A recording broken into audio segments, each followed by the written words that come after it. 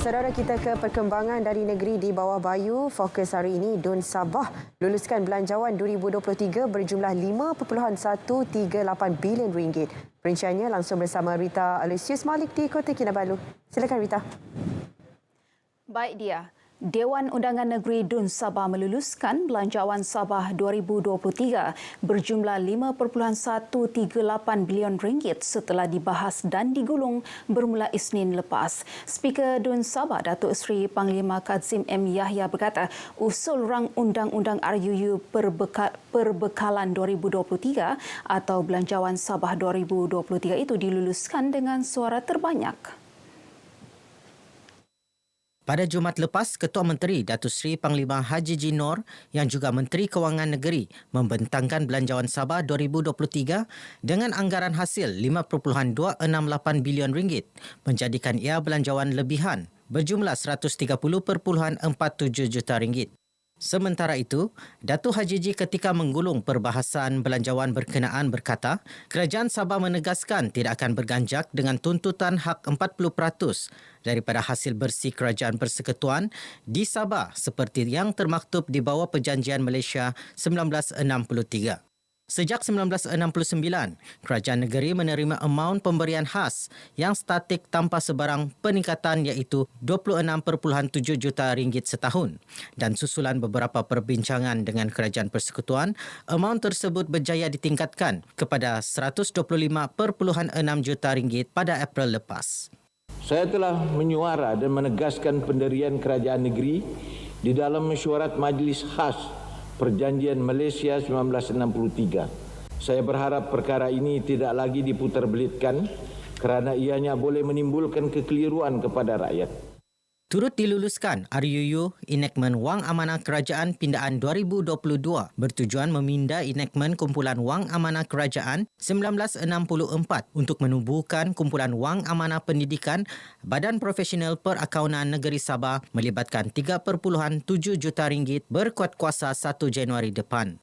Satu lagi RUU diluluskan iaitu Enactment Langkah-Langkah Sementara bagi mengurangkan kesan penyakit coronavirus 2019 COVID-19 2020 bertujuan meminda Enactment Langkah-Langkah Sementara bagi mengurangkan kesan penyakit coronavirus 2019 COVID-19 2020. Enactment ini berkuat kuasa pada tarikh penyiarannya dalam warta dan tidak melibatkan perbelanjaan wang tambahan kerajaan negeri. Dua syarikat minyak iaitu SEA Hibiscus Sendirian Berhad SEA Hibiscus dan Repsol Oil and Gas Limited Repsol telah membayar tunggakan cukai jualan negeri CJN berjumlah 79.41 juta ringgit pada 3 Oktober lepas. Menteri Keuangan Dua Negeri Datuk Seri Panglima Masidi Majun berkata, SEA Hibiscus membayar tunggakan CJN berjumlah 70.05 juta ringgit manakala Repsol 9.36 juta ringgit dan dengan pembayaran tunggakan tersebut, kedua-dua syarikat minyak berkenaan tidak lagi mempunyai hutang CJN. Datuk Masidi mewakili Menteri Kewangan Datuk Seri Panglima Haji G. Nor menjawab soalan adun dilantik Datuk Seri Panglima Yong Teck Lee yang ingin tahu hutang CJN Repsol dan SEA Hibiscus sehingga Oktober tahun ini. Beliau berkata demikian sempena persidangan Dun Sabah di Kota Kinabalu. Sementara itu, Pembantu Menteri Pelancongan Kebudayaan dan Alam Sekitar, Datuk Johnston Bangkwai, ketika menjawab soalan Datuk Yong berkata, Dasar Malaysia My Second Home MM2H bagi Sabah secara prinsipnya telah digubal serta dipersetujui di peringkat kerajaan negeri. Kementeriannya bersama ahli jawatan kuasa khas dilantik sedang dalam proses pemurnian syarat-syarat permohonan yang dijangka diumumkan pada awal tahun depan. Jelasnya, Jabatan Immigration telah menerima 21 permohonan memberangsangkan dari 4 negara iaitu China, Korea, Filipina dan United Kingdom. Permohonan ini juga secara prinsipnya telah diluluskan di peringkat jabatan tersebut. Namun permohonan ini terpaksa ditahan KIV dululah buat sementara waktu semasa pandemik yang baru melanda. Dan juga sehingga dasar Sabah Malaysia My Second Home dilaksanakan. Beliau menjawab soalan Datuk Yong mengenai bilakah dasar dan syarat-syarat MM2H untuk Sabah diumumkan dan bilangan permohonan dijangka serta negara mana membuat permohonan tersebut. Kerajaan negeri melalui Biasiswa Kerajaan Negeri Sabah BKNS dan Biasiswa Yayasan Sabah sedang mengkaji untuk menaikkan kadar allowance biasiswa pelajar sesuai dengan kenaikan kos sara hidup. Menteri Tugas-Tugas Khas dan Penyelarasan Datuk Dr. Muhammad Arifin Muhammad Arif berkata, bahagian zakat dan fitrah Majlis Ugama Islam Sabah MUIS juga sedang menyelaras kadar derma siswa zakat agar selaras dengan jumlah yang ditawarkan BKNS. Datuk Arifin menjawab soalan adun kepayan Jenny Lasimbang mengenai usaha kerajaan membantu kelangsungan pelajar khususnya dari kawasan luar bandar melanjutkan pengajian di Institusi Pengajian Tinggi sempena Persidangan DUN Sabah di Kota Kinabalu. Sementara itu, Kementerian Pertanian dan Perikanan melalui Jabatan Perikanan Sabah komited memperkasa nelayan kecil dan tradisi dengan mewujudkan program pelesenan alat perikanan di Sabah. Setakat Ogos tahun ini, Jabatan Perikanan Sabah telah mengeluarkan 5,824 lesen perikanan di seluruh negeri. Pembantu Menteri Pertanian dan Perikanan Sabah, Datuk James Ratib ketika menjawab soalan adun Tunku Asafal P. Alian berkata, bagi tahun 2023, melalui program pelesenan alat tradisi, ukuran panjang bot yang dibenarkan untuk dilesenkan telah dinaikkan kepada 15 meter dan berenjin tidak lebih 200 kuasa kuda. Melalui program pelesenan alat tradisi, ukuran panjang bot yang dibenarkan untuk dilesenkan telah dinaikkan daripada 11 meter kepada 15 meter dan berenjin tidak melebihi 200 kuasa kuda. Dengan adanya bot perikanan yang lebih besar, para nelayan tradisi lebih berpeluang untuk memungut hasil yang lebih banyak. Menurut Datuk James, Jabatan Pertanian juga telah mengeluarkan 8,581 kad pendaftaran nelayan sehingga November tahun ini yang membolehkan nelayan layak memohon bantuan allowance sara hidup nelayan sebanyak RM300 seorang serta subsidi minyak. Sementara itu, bagi mengatasi isu kelewatan pemberian allowance bulanan dan allowance mesyuarat Jawatan Kuasa Pembangunan dan Keselamatan Kampung JPKK, satu sistem dalam talian dibangunkan Kementerian Pembangunan Luar Bandar dikenali sebagai EJPKK. Sistem tersebut dilancarkan Menteri Pembangunan Luar Bandar Datuk Jahid Jahim pada 26 Ogos lalu dan akan digunakan sepenuhnya bermula Januari depan.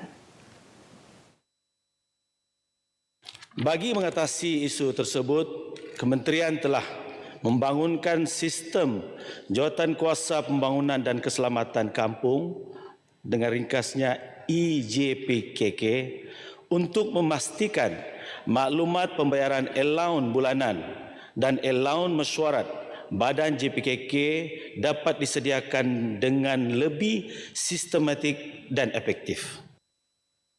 Pembantu Menteri Pembangunan Luar Bandar Samad Jamri menjawab soalan adun kedamaian Datuk Iwan Benedict sempena Persidangan DUN Sabah di Kota Kinabalu. Sementara itu, ketika menjawab soalan adun kepayan Jenny Lasimbang, Pembantu Menteri Belia dan Sukan Sabah Datuk Andi Muhammad Suryadi Bandi memaklumkan pihaknya telah membelanjakan 2 hingga 3 juta ringgit untuk melatih belia menyertai program pembangunan industri tempatan dalam usaha menangani isu pengangguran di negeri ini.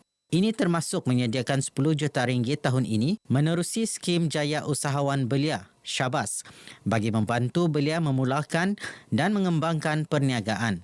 Dalam pada itu, Pembantu Menteri Pembangunan Masyarakat dan Kesejahteraan Sabah, Datuk Flovia Eng berkata, terdapat 40 pusat pertubuhan pemulihan dalam komuniti PPDK diwujudkan sehingga kini dengan sekurang-kurangnya 1 PPDK di setiap daerah bagi memberi perkhidmatan kepada golongan orang kurang upaya OKU.